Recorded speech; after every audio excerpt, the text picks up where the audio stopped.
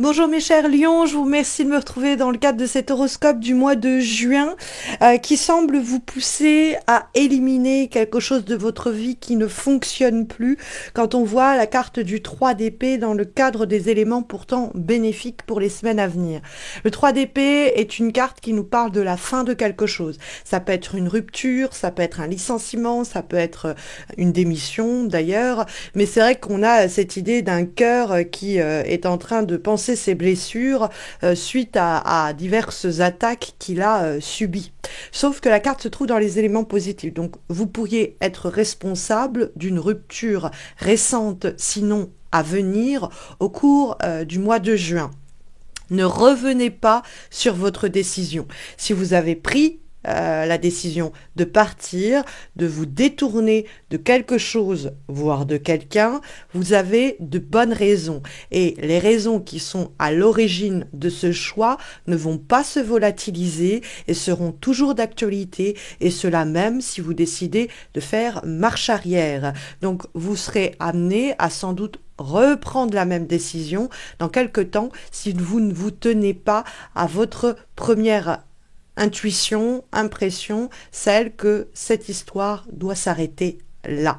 Vous avez peut-être aussi, ou vous allez peut-être également subir l'arrêt de quelque chose. Le 3 d'épée peut nous parler effectivement du fait que quelqu'un ou quelque chose autour de vous décide de s'interrompre ou d'interrompre les rapports entre vous et vous subissez cet échec ou vous subissez cet affront. C'est peut-être comme ça que vous le ressentez au principe, mais sachez que c'est une aubaine, c'est un mal pour un bien. Voilà ce que nous dit le 3 d'épée, puisqu'il est dans les éléments positifs. Vous pouvez tirer bénéfice de l'arrêt peut-être brutal de quelque chose, ou vous pourriez tirer bénéfice de mettre un terme à une situation dans laquelle vous souffrez. Il y a la question de l'ego avec le 3 d'épée.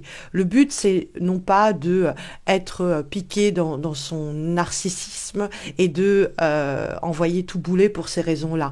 Il faut faire attention, l'ego n'est pas bon conseiller. Mais si jamais vous avez des gens en face de vous qui vous traînent un peu dans la boue ou qui d'une façon ou d'une autre vous humilient au boulot ou quoi, le 3 d'épée nous dit qu'il n'y a pas d'autre solution que de mettre un terme définitif à cette situation en vous détournant de cette relation, de ce projet, de cet emploi peut-être même. Le 3 d'épée nous dit que vous auriez tout à gagner de évincer cette personne ou cette situation. La carte de la force que nous trouvons en vibration nous dit que vous allez de la sorte reprendre le pouvoir. La carte de la force, c'est l'idée de ne pas être dominé par les événements, ni d'ailleurs par nos propres émotions. La carte de la force, c'est le lion, donc c'est vous. Et c'est l'idée que je reprends les manettes de cette situation, je me remets aux commandes de cette affaire, je ne subis plus les choses, je ne suis plus assujetti à cette situation, je reprends les rênes, je reprends le contrôle. Le but n'étant pas d'entrer dans un conflit ouvert, ni d'être dans une sorte d'agressivité passive, le but est que même dans les rapports de force qui peuvent quelquefois s'installer, être dans l'idée d'une main de fer dans un gant de velours, c'est-à-dire ne pas chercher le bras de fer, ne pas chercher le conflit, mais en même temps rester assez froid sur certains aspects non négociables de la situation. C'est-à-dire que la force, je ne me laisse pas berner par de belles paroles, de fausses promesses, je ne me laisse pas non plus intimider par des personnes opiniâtres ou par des personnes qui aboient plus fort que les autres. La carte de la force, j'ai confiance en moi, je fais preuve de lucidité, je suis dans le contrôle des émotions, les miennes et de la situation environnementale, entre guillemets. Et donc, je ne me sens plus être à la merci de cette personne ou de cette affaire. Je take the power back, quoi. Je reprends le pouvoir. Et cette carte de la force nous dit que cela passe par des actions concrètes qui doivent, eh bien, précisément nous sortir d'une sorte de vacillement, chancellement qui peut nous taper sur les nerfs ou qui peut être frustrant à la longue, parce que on trouve à la fois le 2 de denier en guise de direction pour les semaines qui viennent et le valet de bâton dans les obstacles éventuels. Or, le valet de bâton a en commun avec la carte du 2 de denier de, quand il pose problème, pas savoir exactement ce qu'il veut. Il y a une curiosité, il y a une envie, il y a un questionnement, mais derrière, il n'y a pas d'action et donc pas de résultat. Le valet de bâton, ça peut être quelqu'un qui nous place sous sa coupe et qui nous empêche du coup de passer à l'action, d'agir concrètement, parce que cette personne elle-même ne sait pas vraiment ce qu'elle veut et que du coup son incertitude a des conséquences sur notre quotidien. Cette indécision, cette hésitation que la personne nous fait subir, eh bien, l'idée que l'on va de denier danser d'un pied sur l'autre, porte des effets indésirables, toxiques, néfastes. Et donc, la force, ça peut être l'idée de reprendre le pouvoir sur cette personne ou cette situation qui souffle le chaud puis le froid à longueur de journée. Donc, ça peut être vraiment un boss qui vous dit tiens, tu vas t'occuper de ça, ah non, finalement ce sera pas toi, ah mais t'inquiète, je vais peut-être te donner d'autres responsabilités, non mais pas en ce moment, on verra plus tard, bon, qui vous balance comme ça d'un côté à l'autre et qui vous fait un peu danser d'un pied sur l'autre. Mais ça peut être quelqu'un sur le plan personnel qui ne sait pas du tout, cette personne est immature, elle ne sait pas ce qu'elle veut et donc elle vous fait vaciller comme ça d'un pied sur l'autre, avec la carte du 2 de denier qui nous parle effectivement de devoir jongler avec des situations qui sont instables, qui n'arrivent pas à se stabiliser, à se sécuriser. Et nous qui avons le sentiment de devoir être à la fois au four et au moulin, de gérer deux possibles voies simultanément et l'instabilité que cela crée parce qu'on est face à quelqu'un ou à une situation qui pour mieux nous peut-être dominer, va eh bien semer les graines de l'incertitude. Le 2 de denier et le valet de bâton peut donc nous pousser à examiner les personnes qui autour de nous et les situations qui nous encerclent en ce mois de juin et voir comment par l'incertitude qu'elle suscite eh bien cela nous déstabilise et du coup les décisions radicales qui doivent être prises pour éloigner, éjecter ce doute qui prend beaucoup trop de place dans les semaines qui viennent. Alors le valet de bâton, ça peut être quelqu'un qui est comme vous, du signe du lion, mais ça peut être quelqu'un sagittaire ou bélier et qui va effectivement être un peu casse-tête. Ça peut être vraiment quelqu'un. Après le valet de bâton, ça peut être vous de ce fait, hein, c'est un signe de feu. Il peut y avoir une partie en vous qui est un peu immature, qui ne sait pas très bien ce qu'elle veut, à laquelle il ne faut pas laisser trop de place. La carte de la force nous dit on se recentre, on se recanalise, on ne laisse pas des voies contraires nous perdre et nous déstabiliser. Il y a une situation avec laquelle on doit jongler sur un plan quelquefois même matériel, financier et pragmatique avec les deniers. On a la capacité avec la force de le faire. Cela inclut l'idée de abandonner quelque chose, faire une croix sur une situation, se retirer, accepter la fin d'une affaire, peut-être pour arrêter d'être dans cet écartèlement que le 2 de denier d'ailleurs va signaler. Parce que le 2 de denier, ça peut être l'idée, c'est difficile d'être là en train de ménager la chèvre et le chou, mais on y arrive tout de même.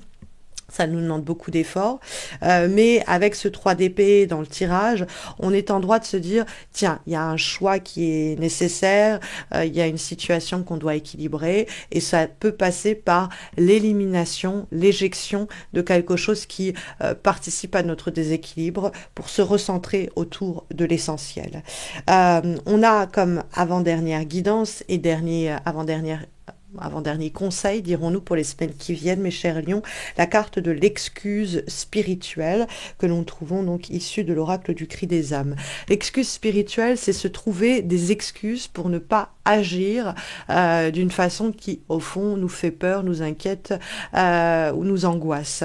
C'est de se dire que les problèmes viennent toujours de l'extérieur, que la situation se réglera d'elle-même, que si c'est en train de se produire, c'est qu'il y a une raison, il ne faut pas s'en mêler, et on pourrait comme ça avoir une attitude très passive, très laxiste, qui pourrait causer des difficultés dans le cadre des semaines qui viennent. Donc pas d'excuses spirituelles, on ne se trouve pas de fausses excuses pour ne pas agir et se laisser dominer, noyer par les événements. On trouve des raisons viables peut-être de ne pas agir, mais il faut voir si ce n'est pas une façon d'éviter peut-être certaines conversations, décisions ou situations qui nous effraient au fond. Donc, essayez de discerner quand est-ce que je suis en train de me trouver des excuses pour justement y remédier et prendre une décision cruciale. Après, ça peut être l'idée que vous êtes face à des personnes qui se trouvent des excuses et il faut identifier la façon dont leurs fausses excuses eh bien, génèrent un impact négatif sur notre situation personnelle ou même professionnelle et matérielle. On a comme dernière recommandation pour les semaines qui viennent une lame issue de l'oracle de la citadelle et nous avons le dormeur qui nous parle de dormir quelquefois un peu éveillé et de prendre conscience quelquefois des messages que nos rêves vont nous transmettre, quelquefois même nos cauchemars, et comprendre la sagesse qui est en train de nous être transmise par le biais de ces rêves et de ces cauchemars. Qu'est-ce que notre inconscient essaye de nous murmurer à l'oreille et comment cela peut nous aider à adopter la bonne attitude. Mais elle est associée aussi à l'idée de clarté, la clarté d'esprit sur comment mes actions passées ont des conséquences à l'heure actuelle et plus simplement ici dans le cadre des semaines à venir. Ne pas être étonné que certaines situations et décisions réalisées au cours des derniers mois, voire des dernières années, peuvent toujours avoir des effets et des conséquences à l'heure actuelle. Et ça nous demande d'avoir les yeux terriblement ouverts à ce sujet et de prendre conscience comment what goes around comes around, comme dit le proverbe anglophone, c'est-à-dire que tout ce que l'on a semé, on va finir par le récolter, bon comme mauvais. Voilà en tout cas les éléments qui vous sont communiqués. Alors sachez que sur le plan relationnel, amoureux notamment, j'ai réalisé des guidances annuelles pour 2024 dont la playlist va apparaître dans quelques secondes, mais j'ai aussi fait des guidances pour les personnes célibataires d'une part et une guidance pour les personnes en couple d'autre part, que vous allez voir également apparaître dans quelques secondes. Une quatrième vidéo en suggestion va également apparaître pour un tout nouveau projet que je suis en train de lancer, une formation à distance en petits groupes pour améliorer vos lectures du tarot, de vos propres tirages, avec niveau 1 les lames majeures ou niveau 2 les lames majeures et mineures. Vous en saurez plus à travers la vidéo de présentation, mais également sur mon site que je vous invite à consulter. Vous trouverez le lien en descriptif de cette vidéo. Vous pouvez passer donc par mon site missmojorising.com également si vous avez besoin d'un tirage, d'une consultation en direct ou donc de vous former au tarot avec moi et voire même de suivre une thérapie psychomagique à mes côtés. Vous pouvez également me retrouver sur Insta et Facebook dans le cadre de guidances que je poste et vous avez aussi les liens de mes pages en descriptif de cette vidéo. N'hésitez pas à laisser un commentaire, liker cet horoscope, cette vidéo, vous abonner si vous ne l'avez pas encore fait. Cela soutient ma page, soutient ma chaîne et puis me motive à poursuivre mes efforts que je réalise depuis bientôt 10 ans, mois après mois, sans jamais rater un rendez-vous mensuel. Donc le moindre des likes, des abonnements, des commentaires est bienvenu pour me coacher et me pousser à poursuivre ces efforts. En plus, ma chaîne a dépassé récemment les 40 000 abonnés et les 6 millions de vues et pour cela, je vous remercie chaleureusement. Je vous souhaite à tous et à toutes de très belles semaines à venir, mes chers lions. Prenez bien soin de vous et puis à bientôt, en tout cas je l'espère.